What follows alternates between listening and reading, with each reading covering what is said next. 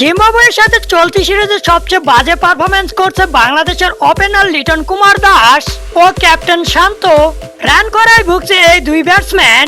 টি-20-তে strike rate নেমেছে 100-র নিচে, তাই তো চারিদিকে শুরু হয়েছে তাদের নিয়ে আলোচনা সমালোচনা।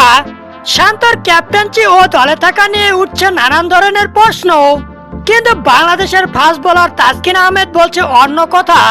তিনি এমন সময় ক্যাপ্টেন শান্তর করছে প্রশংসা। তাসকিন মনে করে অধিনায়ক শান্ত অনেক উন্নতি করেছে।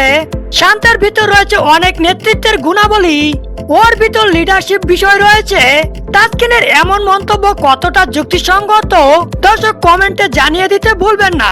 জিম্বাবুয়ে সিরিজ থেকে বাদ পড়েছে পারভেজ হোসেন ইমন। প্রথম 3 ম্যাচে কোনোটিতে জায়গা হয়নি একাদশে তার, কিন্তু বারবার খারাপ পারফরমেন্স করে একাদশে থাকছে লিটন।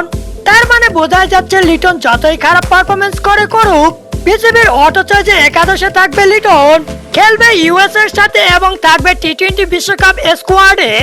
এদিকে পাকিস্তানের অধিনায়ক বাবর আজমকে চ্যালেঞ্জ ছুড়ে দিলেন পাকিস্তানের সাবেক ক্রিকেটার বাসিত আলী। তিনি বলেন বাবর আজম যদি আয়ারল্যান্ড ও ইউএস ছাড়া এবারে টি-20 বিশ্বকাপে শক্তিশালী দলের বিপক্ষে 3 বলে 3 ছক্কা মারতে পারে, তাহলে সে তার ইউটিউব চ্যানেল বন্ধ করে দিবে। এদিকে আন্তর্জাতিক টি-20 ম্যাচে ঘটলো এক বিরল ঘটনা। 11 জন ব্যাটসম্যান মিলে করলো মাত্র 12 রান। জাপানের বিপক্ষে মাত্র 12 রান করে অল আউট হয়ে আন্তর্জাতিক টি-20 ম্যাচের দ্বিতীয় সর্বনিম্ন রানের রেকর্ডের শিকার হয় মঙ্গোলিয়া ক্রিকেট বোর্ড।